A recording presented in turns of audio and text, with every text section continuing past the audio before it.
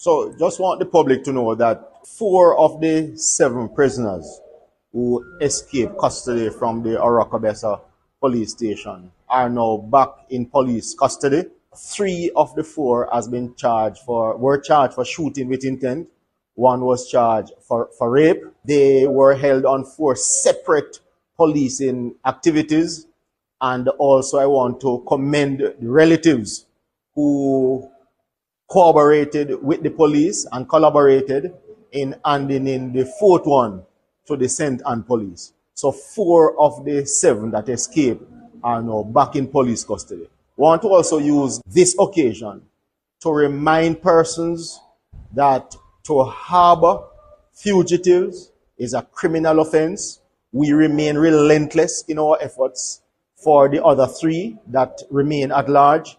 But at the same time, I am imploring the public. I know you have information out there. Find someone that you trust. Find someone that you are confident in and share that information with us so that we can bring those back into custody and so the rule of law can be applied as it should. On the spot news media, we got the latest news. We don't care about the views, we just representing right. Put local news internationally every night. On the spot, wave that Jamaican flag from left to right. Let's get it right, y'all know the type. We ain't dealing with the hype. We make it take flight. Yeah man, my viewers and subscribers, what go on. A blessed and wonderful Friday morning to each and every person out there tuning into On The Spot News Media. Now, my peeps, I don't know how we do it over on this side each and every morning. We have to give thanks and praise to the Most High Creator for the preservation of life, because life is indeed the greatest. So, in the morning, my peeps, I have a few stories to share with you, the regular members of Chan Public and also members of the diaspora. So, please like the video, share the video, watch the entire vlog so you can get a full understanding and a better appreciation of everything we are going in Jamaica. So watch this now, my peeps. We're going to kick it off with some international news. This one is a rather sad one though, as we have a Jamaican national over there in the Twin Island of Trinidad and Tobago who is basically suffering as she met some really hard times living in Trinidad. She is identified as Anne-Marie Sabrina Thomas. Another Jamaican national saw her and decided to help her out in giving her some food and also seeking the assistance of the media to spread this video to see if we can locate any family members for her in Jamaica. Watch. Where you live? Londonville. Which part of Londonville? I'm Trinidad, sir. Which part of Jamaica you come from? Waterhouse. What your first and last name? Anne-Marie Sabrina Thomas. A boy or girl? Girl. A girl? Look at that boy. Where you live? I'm down on trailer on Londonville. You rent over there, what you do? Rent a little bit. How much you pay for rent? No, I'm not sure what to tell you. What you smoke? Weed stuff and basically every little thing. What your mother name? Susan Natalie Rose. What your father name? Christopher Watt Thomas. Which part your family come from? Waterhouse. Yeah man, the dog mash up man. See if anybody in the family or anybody feel, you know? You see me? What you say? True. Yes, blessings here. Yeah man, right? You see you want some food you know? Yeah. Alright, so every day I can check with the food, Jim? Yeah. Every night? Mm-hmm. I can check where we give you some food. Yeah. Right? Or yourself, man. Now back on local style, my peeps, with the first update before we get into the main stories. Now as we all know, yesterday, Thursday, was the first court appearance of the former Member of Parliament for Western St. Mary, murder accused Julian Silveira. But a controversial ruling was handed down by Supreme Court Judge Vinette Graham Allen shortly after 2 p.m. She stated that media personnel and also family members will be barred from the first hearing, and she stated that she's considering allowing them in future hearings.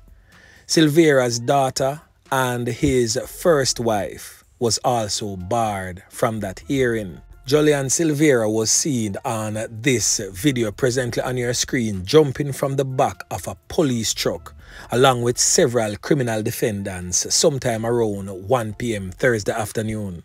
Julian Silvera was dressed in a pair of brown shoes, navy blue trousers, sky blue shirt, and both shirt and trousers were crumpled. He entered the Supreme Court building with his head covered by a black t-shirt. Silvera appeared despondent and dazed, and he was definitely unshaved. An attorney was overheard remarking that Silvera seemed to have lost weight, even though he has only been jailed for just a week. The former member of parliament was escorted into the courtroom by a convoy of 4 policemen. A group of 7 prosecutors followed, led by Senior Deputy Director of Public Prosecution, Jeremy Taylor. Journalists of the country's leading media houses were initially asked to leave the courtroom until Justice Graham Allen made her appearance on the bench. When she did emerge, news came from the registrar that the media would not be permitted to cover the high-profile and high public interest murder case. Justice Allen gave no reason for her extraordinary and shocking decision, except to indicate that she felt necessary to exercise discretion in the matter at the preliminary stage. A police constable was placed at the courtroom door. Mr. Silvera's daughter from his first marriage and her mother sat quietly outside the courtroom. They declined to speak to media. No other relatives of Silvera or Melissa Silvera were present. When Julian Silvera re-emerged from the courtroom on Thursday, he still wore a blank and despondent expression. His daughter from his previous relationship was observed mouthing him. She stated, "Hi, Daddy." Silvera looked at her with utter shame, but did not acknowledge the greeting. Poor me, I tell you, my peeps. The thing rough, but I guess you lay your bed hard, so you have to just lay down in it. Yeah, man. Now, the attorney of Julian Silvera, that's King's Counsel Peter Champagny, says his client maintains his innocence. Now, we are going to hear from the attorney, Peter Champagny, as he weighs in on this first appearance as it relates to his client's murder trial. Listen. He has maintained his position. He has maintained his position of innocence from day one. I am not saying that he is, because I understand that there was a report to that effect. No lawyer should ever really say that, because if you were so certain, then you'd be a witness. But certainly what I can say with great emphasis is that he is indicating that he's innocent. Observations have been made in social media, which, by the way, isn't social at all. But such is the nature of life. But I would caution, and that may be an exercise in futility, because there are many persons who have sought to try and convict already. And that's unfortunate, and I will not go beyond that. And just to say that the file is incomplete, and there is a particular document that we need to inspect to determine the way forward in the way of an application for bail for Mr. Silvera. Again, I think it's important that, irrespective of your views, there are young children involved. And it is a very, very, very difficult time for these 3 children. I think that's being euphemistic. And I am asking the public, I'm pleading, maybe again an exercise in futility, but to exercise some level of restraint, not barring anyone from their constitutional right of freedom of expression and so on. But the life and the role of a defense lawyer is to provide defense. Everybody, every person, every citizen has a right to an attorney. Now, in recent days, I covered a story coming out of the St. Catherine South Police Division where some teens and a female was caught with 3 firearms. Now the St. Catherine South Police have successfully rid the Jamaican streets of 3 9mm pistols that were discovered along Old Harbour Bay Main Road in the parish on Sunday, that's January 21. Now charged with possession of prohibited weapon and unauthorized possession of ammunition and being a part of a criminal organization is this Krasmite presently on your screen, identified as 33-year-old Sheena Price, said to be a businesswoman of New Harbour Village in Old Harbour, St. Catherine. Also charged is a 27-year-old man identified as Kemar Bent, a fisherman of the Old Market in Old Harbour Bay, St. Catherine. Now reports from the lawmen is that sometime around 1 a.m. they received information that the accused, who are allegedly a part of a criminal organization, was traveling along the Old Harbour Bay Main Road in a white Toyota Probox motor car. Lawmen on patrol in the area saw and intercepted the vehicle. A search of the vehicle yielded the 3 9mm pistols loaded with magazines affixed. The occupants of the vehicle were accosted and transported to the police station when it was discovered by the police that 2 of the males who were aboard that vehicle were 15 years old students from a school in the area. The accused men, to include the students and the woman, were subsequently charged following a question and answer.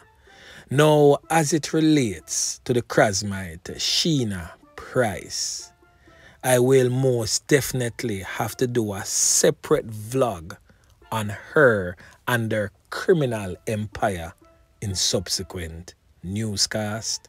Yeah, man. Now over there in the troubled, war-torn St. Andrew South Police Division, that's the Hunts Bay Police Division, the police have listed 6 criminal elements, 6 men, as wanted in relation to several crimes committed in their division, to include that of murders and shootings. Yeah, man. They have been asked to report to the Hunts Bay Criminal Investigation Branch by 6 p.m. this evening.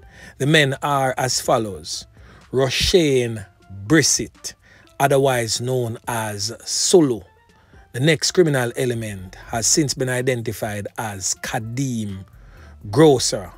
The next one identified as Kuwayne Byfield, otherwise known as Trey, a man only known by his alias as Jaheem, a man only known by his alias as Lele or Hunchy Boy, and the last but definitely not the least, a man identified by his alias as Breda. The police are seeking the assistance of the general public to share information as it relates to the whereabouts of these wanted men. They are also urging individuals to call them if you have any information. Link them up at the Hunts Bay Police Station or dial 311 or the National Intelligence Bureau tip line at 811. And as always, if you not trust the police, link on the Spot News Media or any like-minded vlogger. Furnish us with the information and we will most definitely pass it on to the relevant authorities who can make effective change. Yeah, man.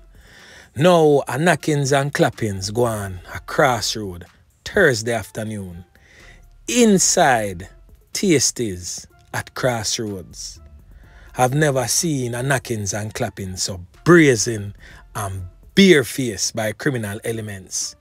For those who know and have visited the Tasties branch in Crossroad, you know, say, right there, so it's always heavily populated with the motoring public and also the general public, as people is always on the go, in and out of Tasties and Burger King just right across the road. So you know, say people always are in and out just to grab a bite and go. Yeah, man.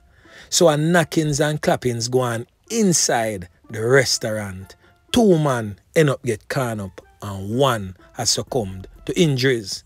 Now the man presently on your screen is the now deceased man, and the police are stating that it seems as if he was the target of that brazen knockings and clappings. And to how the man them deal with the situation, it had to be a hitman type of job. Boy, me I tell you my peeps, this has become the new norm in Jamaica, a really worrying trend indeed. Now he has since been identified as Roland Sawyer, otherwise called Indian. He's from the Iron River district in rural St. Andrew. Investigators believe that he was the target of the attack, as I stated earlier. It is understood that he lost his life during surgery at the Kingston Public Hospital. Now, reports from the police suggest that sometime around 4 p.m., the men entered the establishment with guns blazing. Sawyer had reportedly just completed his shift and was leaving when he came under gunfire. A member of the Jamaica Defence Force who was purchasing food at the establishment also get a 1 can to the leg. Both men were assisted to the hospital. The condition of the army man has not yet been ascertained. Customers had to flee for cover. Persons were scampering, tripping all over each other. Some duck, some drop, some roll. 1 bag of hullabaloo happened inside Tasties that day. Boy, may I tell you my peeps, the thing rough. The men then walked gingerly and opened the door of a waiting motor vehicle and escaped in the area. Boy, may I tell you, this is the Jamaica that we now live in. Now we really need to understand why a hit would be placed on a Tasties worker's head. Who really is Roland Sawyer, otherwise known as Indian, from way up in Iron River district in rural St. Andrew?